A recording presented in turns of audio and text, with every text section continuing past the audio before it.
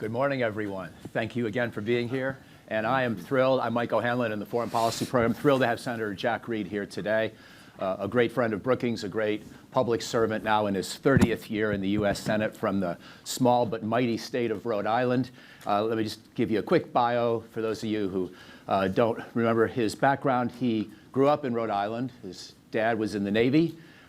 He went to West Point in the fall of 1967, summer of 1967, right during the Vietnam War, graduated in 1971. Took, from my Princeton and Columbia perspective, an unfortunate detour through Harvard for a while, but nonetheless kept his bearings and served in the U.S. Army with the 82nd Airborne, as well as teaching at West Point for a while, did some law, got interested in Rhode Island politics in the 1980s, then served as congressman from Rhode Island in the early 90s before being elected to the U.S. Senate in 1996. As you know, he's currently the ranking member on the Senate Armed Services Committee, as well as doing many other things for the good of this country. So if you would, please join me in welcoming Senator Jack Reed. Thank you. Thanks, Michael. Thank you very much.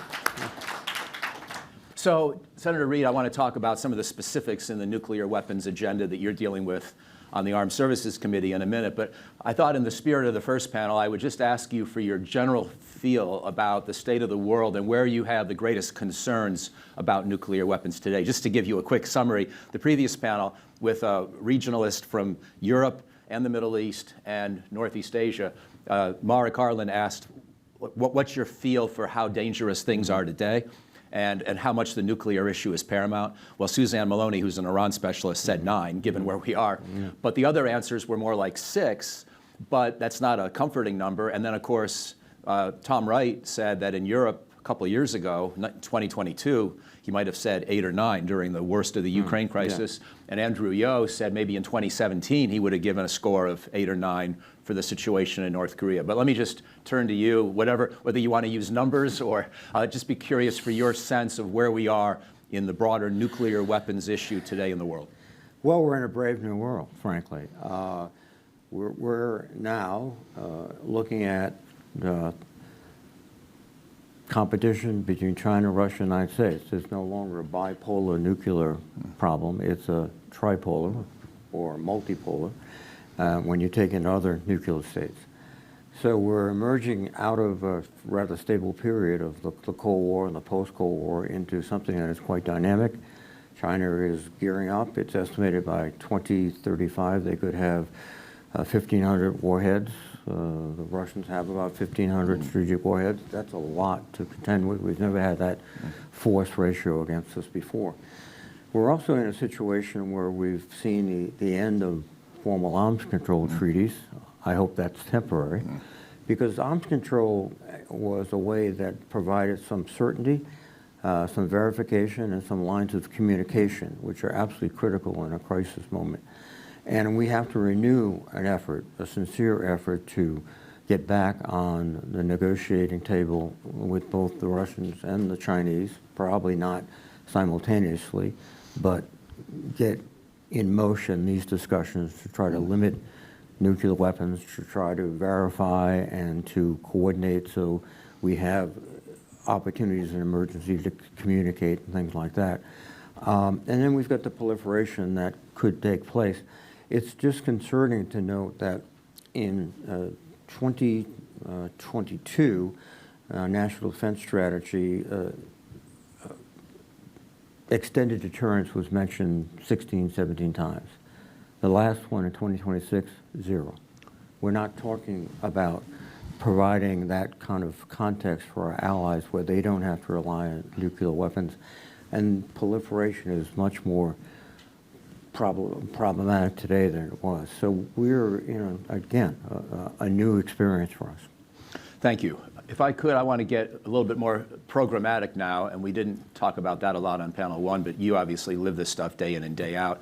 And for a decade now, at least, the Pentagon's been saying through Republican and Democratic administrations, nuclear modernization is our top priority, and the Congress has tried to support that agenda.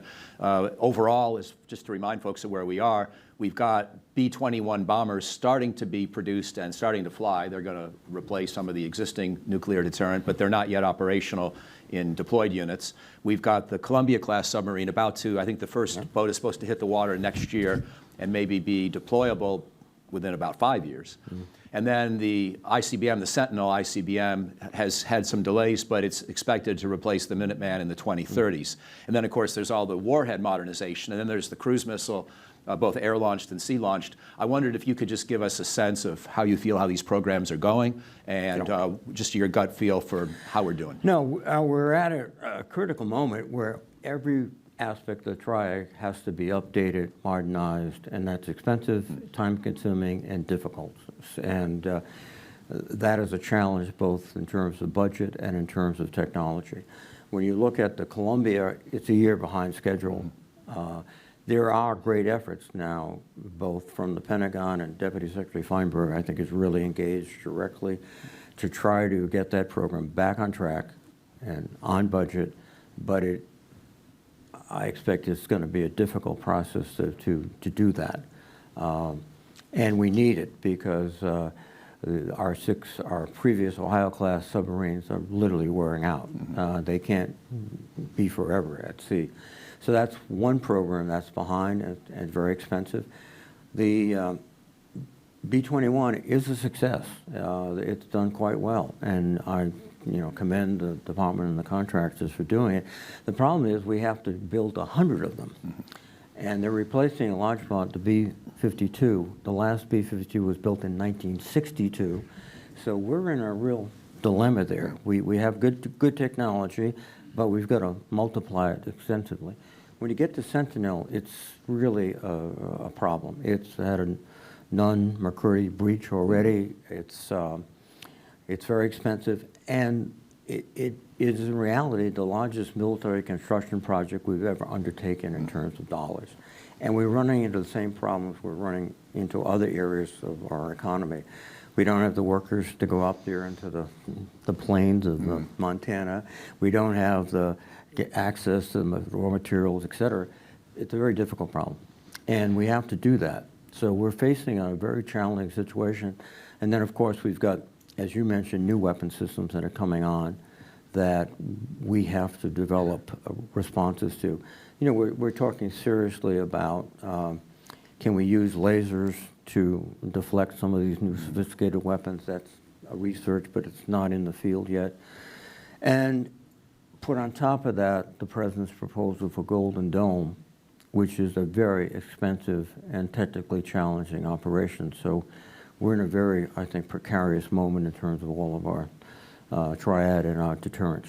I want to get to Golden Dome in a second, but first on a couple of the specific offensive weapons programs. You mentioned Sentinel, but there's also been efforts that you've been part of and had an important role to try to extend the life of the Minuteman in the meantime. So we still have a land-based ICBM component to the triad.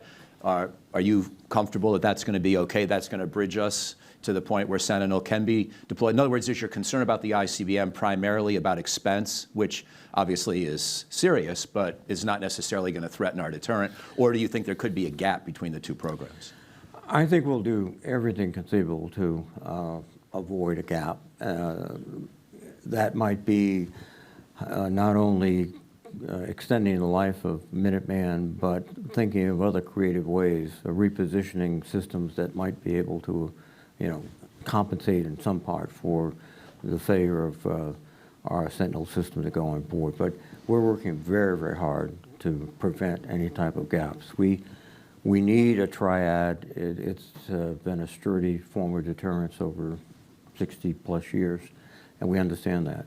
But it's difficult to predict, given the technical complexity of these systems, and also, as I pointed out with respect to Sentinel, some old-fashioned bricks and mortar problems. We just can't get the people to do the work.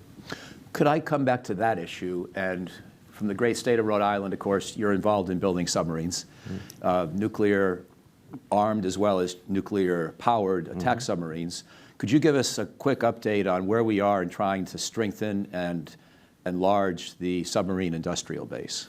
We are taking strong steps to do that. I think everyone recognizes that the strongest aspect of the triad is our submarines, because they're very difficult, if not, we hope, impossible to detect.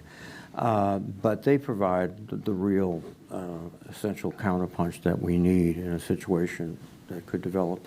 What we've done, and this started back in 2017 with John McCain, my good friend and a remarkable senator. He didn't go to college, you know. We went, that's a joke, ladies and gentlemen. He went to the Naval Academy. Harlan gets it. No, John was one of the most remarkable and greatest senators I've ever served with. But back in 2017, we created this industrial submarine base fund, which was designed to give the tools to the companies, particularly in training manpower. That was one of the great problems, getting the machinists, the welders, the people into the yards. So that was adopted by the Navy, and now that's an official Navy program.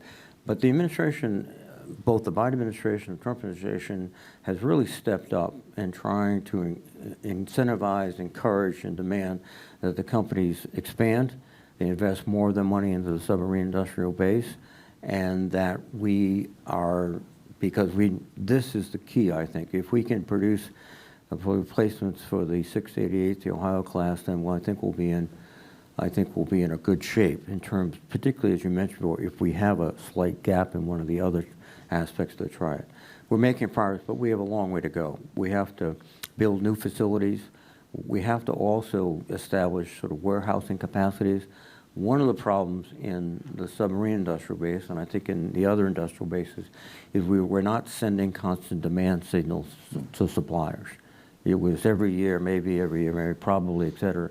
What we have to do is be able to send that constant demand signal, which means electric boat has to be able to store equipment that they can't, and parts they can't use right away, so they can still keep buying them from the suppliers. So those are some of the aspects that we're trying to develop now. Do you feel like the policy is basically on the right path in terms of strengthening and enlarging the submarine industrial base, or do you feel like there are still major new ideas that are needed? Well, I think it's on the right path, but it takes constant supervision, and it also takes, the focus to, we've got to get this done, and that, I hope, is going to be apparent and evident everywhere throughout the industrial base. Congress is committed to the submarine. That's one issue that's not debated on partisan or parochial or geographic lines. We understand this system is the #1 priority of the Navy and probably of DOD. So that's good. The financial support will be there. One thing we have to do, and this goes, I think, for all systems, is we can't let the perfect be the enemy of the good. We have to go ahead with technologies that might be improved, but they're good now. Let's get them to see. And that's something that I think along the way we've been tempted. The multiple redesigns of systems, the multiple changes to make them better, slow us down. And we'd rather have, I think, a very good ship in the water rather than a perfect ship someday. Let me ask you, if I could, about missile and air defense and drone defense, Golden Dome, because you and I have both been around this debate a while, and I guess, it's now been 43 years since President Reagan's Strategic Defense Initiative, Star Wars speech, but it's now about a year since President Trump's vision for something similar. And the stated goal is to be able to defend the entire country against many types of attack, including large-scale Russian and Chinese attack, if I understand the vision correctly. Is that your understanding of the vision as well, and is that a realistic standard, or should we be maybe ratcheting down our expectations just a little bit? Well, I think what we should do is look very carefully at, can we produce a system that is both effective and reasonably cost efficient, I hope. I think we have to make that investigation seriously, which we're doing now. We have to understand, though, that our key aspect of deterrence is our triad. It's not Golden Dome. It's our triad. And that should be the first priority. Golden Dome, I think, is going to have to incorporate different aspects, some of them novel. We talked before about laser weapon systems. You know, to hit things like hypersonics that are coming in, ballistic missiles aren't going to help a lot. Some lasers might. That's something we have to work on, and we have to work on it regardless of whether we create a big Golden Dome system. We need those platforms. Then I think also the communication system and the command and control systems are critical. But they're critical for not just Golden Dome, for our whole military system. But part of the development of Golden Dome has to be and should be integrated with the development of a comprehensive command and control system for nuclear weapons and for operations in general. So I think it has to be explored. And we have to make some hard choices along the way. Is this feasible, or is it too expensive, or is it just technologically not achievable? But we have to start. Are you getting any sense yet of what the architecture might look like? I was reviewing the first Bush administration's GPAL system, Global Protection Against Limited Strikes, for the old-timers in the room who have been around this debate as well for a while. And that was a vision to maybe have about a half dozen strongholds of defense capability, more or less along the perimeter of the United States, but East Coast as well as West Coast, maybe even southern border, as well as northern border, and to think about limited strikes, accidental strikes, unauthorized strikes from whomever. It seems like that logic is even more compelling now when we have drones that could be launched from who knows where.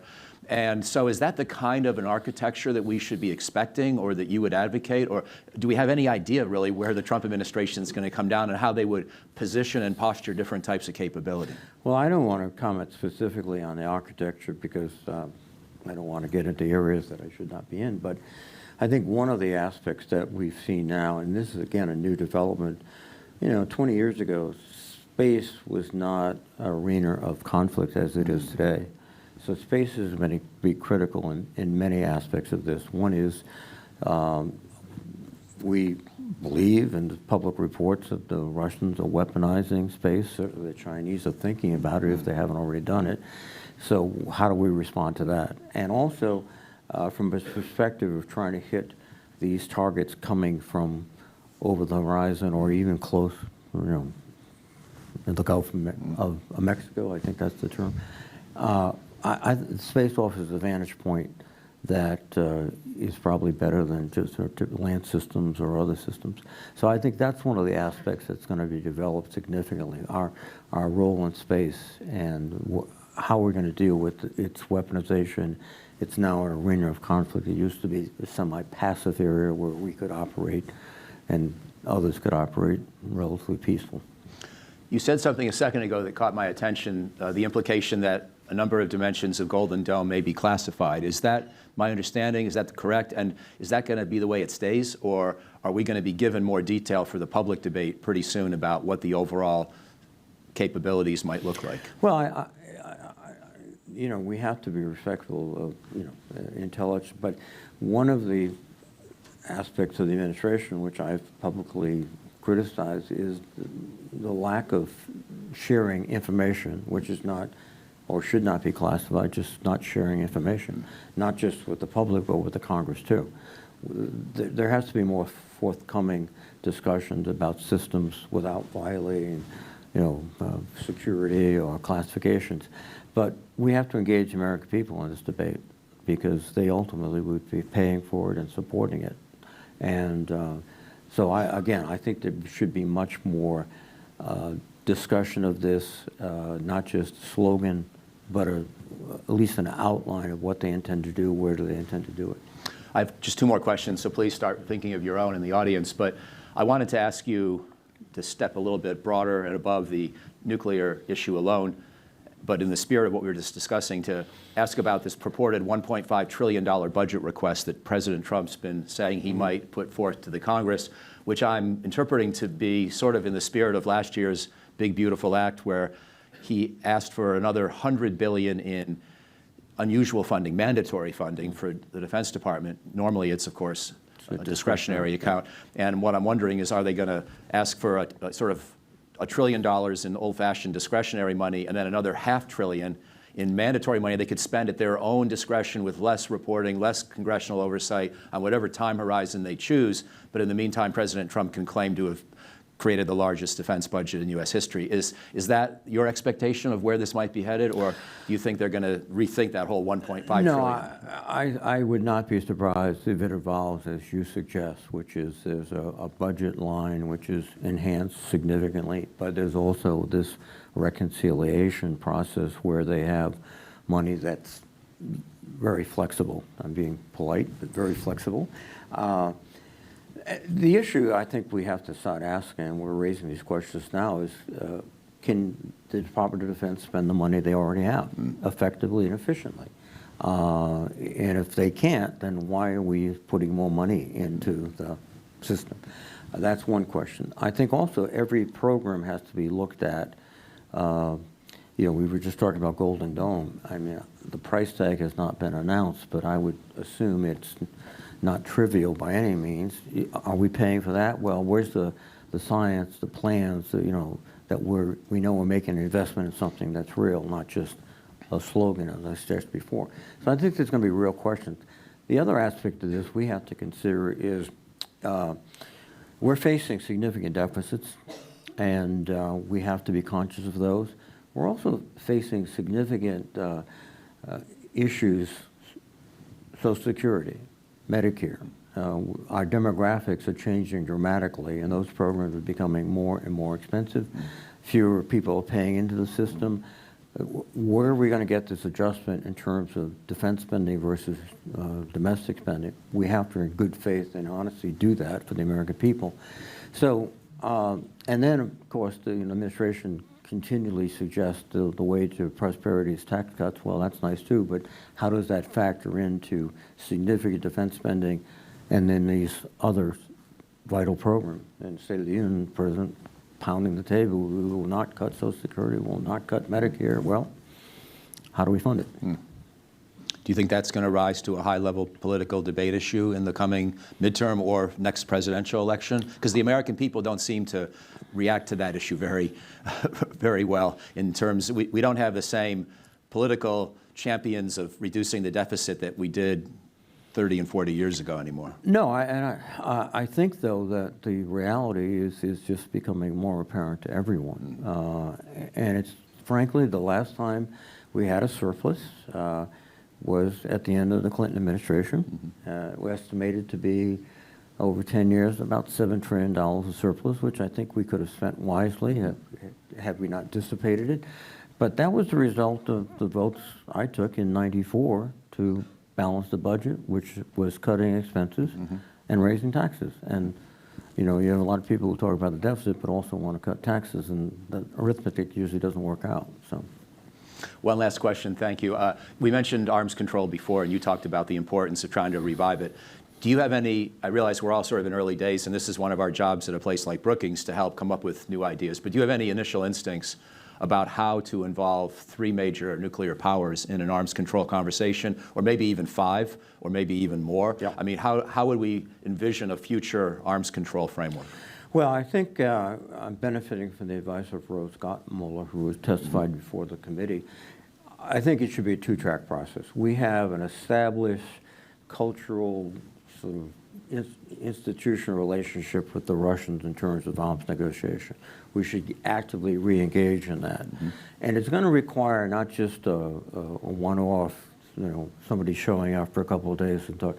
We're going to have to invest institutionally in the staff and the committed experts to sit down with their counterparts and start talking about how we can develop, again, arms control that benefits both of us, because that's the whole key to a agreement. With the Chinese, I think we would be sort of naive to pull them in and suggest that they're going to be ready to negotiate with the Russians and ourselves. But I think we can start exploring things like early warning communication, fail-safe, and Sam Nunn and Ernie Moniz are doing an excellent job. They are going to China, they're talking to the Chinese, and the Chinese at certain levels are responsive. So I think we take 2 distinct tracks. One is just, can we, for example, with the Russians, can we start thinking about, well, let's have an overall warhead cap so we don't get into the strategic and tactical issues. That might be an approach that would work better now. With the Chinese, I think it's much more limited, saying, why don't we establish lines of communication that are real, that when we call, you will pick up the phone, and we can have a real dialogue to avoid mistakes, which both sides would regret. I think that's the way we begin. That's great. One last footnote question, and then we'll go to you.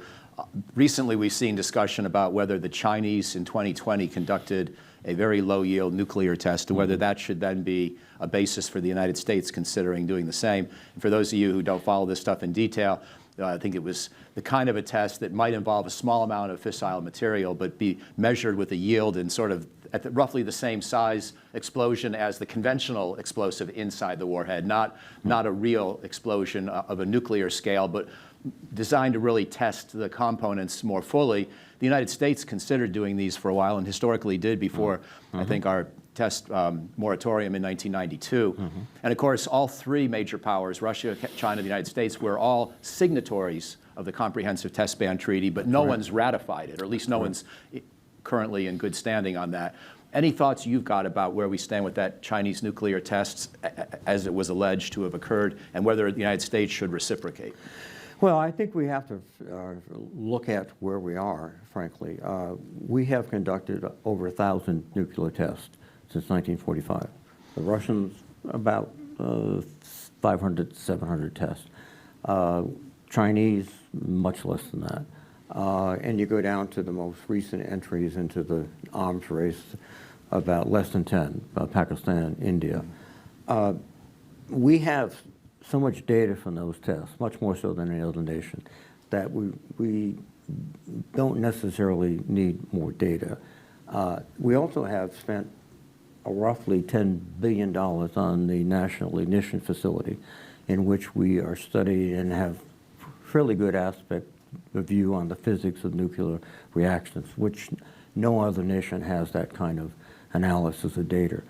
And then every year, as you know, the three national labs have to certify that our systems are ready, and also the STRATCOM commander. And they've done that for the last 25 years. So we're not in the position, I think, of desperately needing to test. Once we do test, though, if we did, it would be an invitation to all these other countries to say, oh, we're going to catch up. We're going to learn so much by a test. Our real issue in terms of testing is related to the problems with the plutonium pits degenerating, et cetera. We're building new plutonium pits, and I think that's the way to do it rather than try to test them, et cetera. So I think if we got into testing, we would end up giving our opponents a boost without any material gain to the United States. In fact, it would be quite dangerous because you could see the North Koreans just automatically saying, oh, me, I got to do this. This is great. And then you generate that notion of, well, why are they testing? Are they preparing for something? Well, then I have to out-prepare them.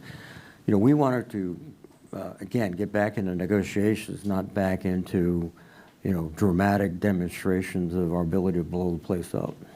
Yeah, it's sort of interesting. The North Koreans haven't tested since 2017, even though we were pretty convinced they would. And I guess maybe still are wondering if they might. But, okay, well, thank you. If we do a test, I'd bet some money on, that they would. Yeah, I think so. Over to you, please. Please raise your hand and wait for a microphone and identify yourself before asking your question. We can start here in the back row, please.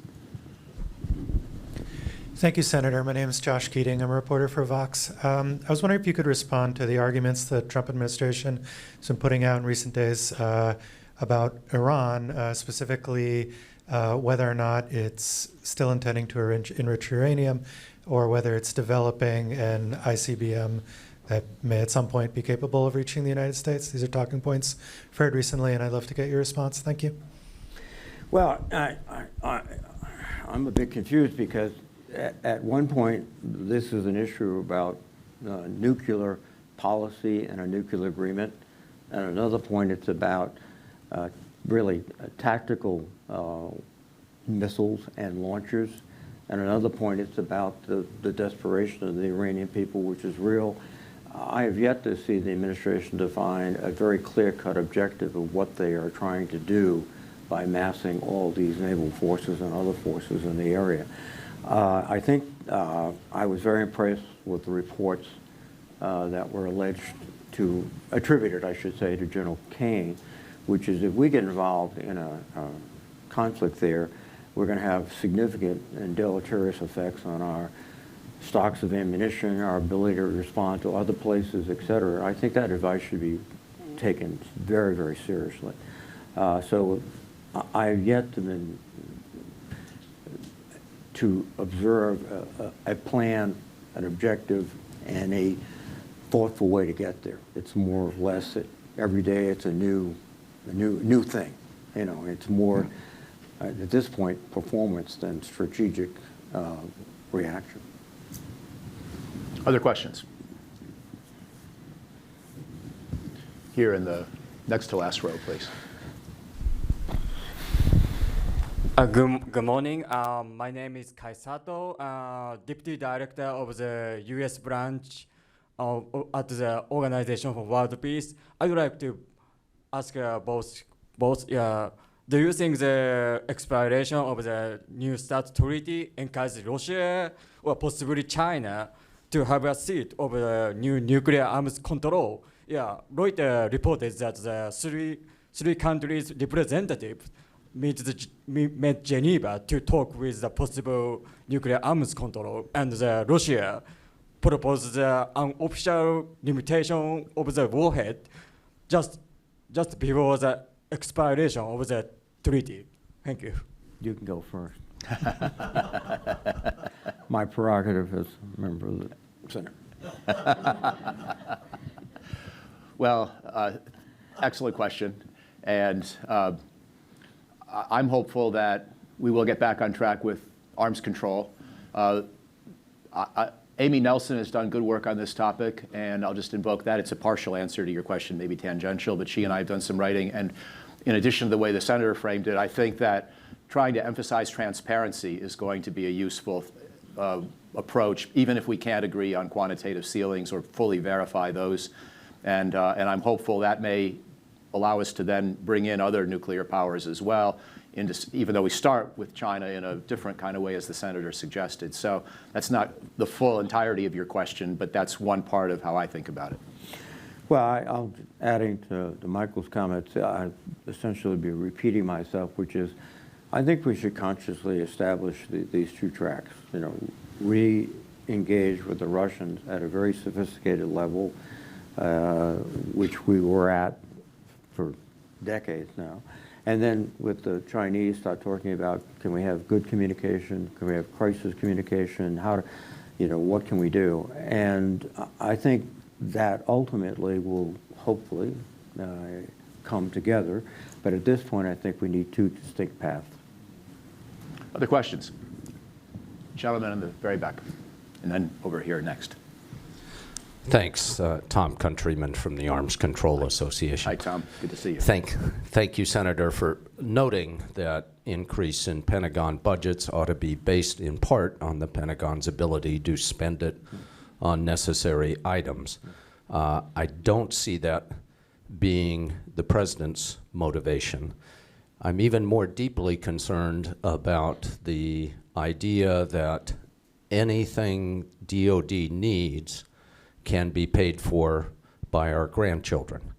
I don't expect the President to suggest that we claw back some of the billionaires' tax cut to pay for more defense spending.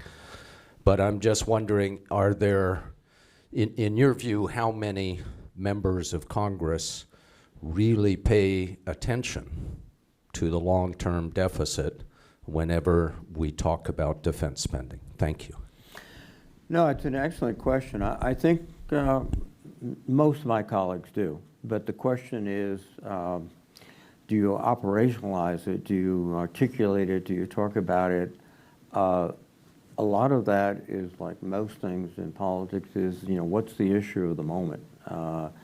And the issue of the moment is, that's one of those issues where honestly, we want to put off for a while. But again, in 1994, we came together as a nation, and we voted to do what you're suggesting, is increase taxes, reduce spending. We had a surplus, which we could have invested in lots of things, for example, stabilizing Social Security, Medicare, et cetera. But I can tell you, we paid for it too. When I ran for the Senate in 1996, the commercial they ran against me was one vote, that raise your taxes, cast by Jack Reed. And I thought it was working against me until a gentleman came to the office, a businessman, and said, well, you know, I was down in Connecticut on our business trip, and I'm shaving, and I want to hear one vote, that vote, that. And I said, oh boy, they must hate Jack Reed. They're advertising for him down in Connecticut and New York region. That one vote cast by Bob Torricelli. So we knew it was just, you know, this was not aimed at the one vote. This was just a political response, and it worked. We lost, we lost politically. So that dynamic has to be considered, but we're reaching another point, I hope, and this is where we need leadership that's going to face the reality of increasing deficits, increasing social costs, and also the need, frankly, we can't dismiss, of defending ourselves in a much more dangerous, much more hostile world in which our expenses are not trivial. They're significant, these new systems. I'm going to add one quick thought and then go to Jennifer and then hear it in the front. But a colleague at Brookings, Bill Gale, wrote a wonderful book a few years ago about the deficit, and he called it fiscal therapy. And I really like the term because he was not envisioning a complete balanced budget in the short term. That's probably unrealistic when you have a $2 trillion deficit. But he was talking about maybe cutting it in half. Well, back then it wasn't quite as big, but roughly in half, so that at least your debt is no longer growing relative to the size of your economy. That would be a nice interim goal, and one that Maya McGinnis at the Committee for a Responsible Federal Budget, I think, has also talked about. So just wanted to add those 2 cents, because I'm a CBO alum, so I wanted to join in with the Senator. Jennifer, please, and then up front. Thank you so much. Jennifer Mackby, Geneva Center for Security Policy, non-resident here in DC. But I was wondering that in the arms control world, there is still the Outer Space Treaty. And when we were speaking earlier of space, we've had some concerns that the Russians might have had a nuclear weapon on a satellite. But I wonder if you have any things that you could say about strengthening that treaty, which might be soon under attack. Thank you. The Outer Space Treaty and whether there's anything to strengthen, you should be doing to strengthen it. Yeah, no, frankly, I think we should be strengthening all of our treaties with respect to weapons, both in space and everywhere. As I said before, you know, this is rather quickly over the last decade or so become such a center of conflict and weaponization. I think 10 years ago plus we were content and thought space would always be a rather peaceful place, satellites, communications, all the good things. And now it's actively been weaponized for all intents and purposes, what we've read in the public press about the Russians and the Chinese. And we have to, again, if we're talking about negotiations and arms control, we have to open up a new chapter called Arms Control in Space, and specifically start negotiating about what we could have up there. We never did that before. You know, the space was sort of, as you know, it was not only neutral, but it was a way we could verify arms control, not we have to have arms control in space. So definitely, it has to be part of these negotiations going forward. Right here, please, 4th row. Thank you very much. I'm not quite as prestigious as some of these other people. I'm just a student. But I'm curious, in these conversations about about defense spending and development of these new weapons, but then also conversations about the debt and the deficit, you know, we're spending. The military is the second biggest, or it's the biggest expenditure, and we have these deficits that are unsustainable. In the event of an Chinese invasion of Taiwan, what level of commitment do you see from the United States? And obviously, what level of commitment do you see from the United States when it comes to aid or other things like that? Well, I think that is a question that will ultimately be decided at that time by the President of the United States. But But I think what we can do now is to try with everything reasonable to prevent a seizure of Taiwan by the Chinese. That means investing in Taiwan's military strength. It means encouraging them to do things that they should be doing, which is to improve their military, to think hard about and practice the plans they would have. But this is an issue that strategic ambiguity is the term, and there's a lot more ambiguity than strategy, I think. And no, this is one of the toughest problems we have. We have to be able to convince China that to move against Taiwan would be very bad, very, very bad for them. But we also, I don't think, want to say we're going to do this, this, and this. And this is the world we live in. One of the aspects that's interesting about our engagement in the Ukraine is that I was struck by a business person who came into my office 2 years ago at least, a major Fortune 500 company, and said, I have 3 things I want to, you've got to do. I said, well, here it comes. Cut my taxes, cut my taxes, cut my taxes. First thing he says, you've got to win in Ukraine, because if you don't win in Ukraine, China will go after Taiwan. 50–80% of our supplies, materials, products come through the Taiwan Straits. It'll be terrible. So I think there's an economic aspect to this problem that is not developed as much as it should, which is, you know, if we get into a contest over there, the reaction would be, even a minimal reaction would be a significant, I think, worldwide boycott of trade with China. Is that going to help China, et cetera? So there are lots of things we can do, but at this moment, I think it would be to avoid or to negate this strategic ambiguity would not serve us well. You know, we're committed to helping Taiwan, but what that help is still to be determined. We're going to take a 10-minute coffee break in a second, but please give us a minute to get off stage first, because the senator's got a plane to catch. But most of all, please join me in thanking him for being here today. Thank you.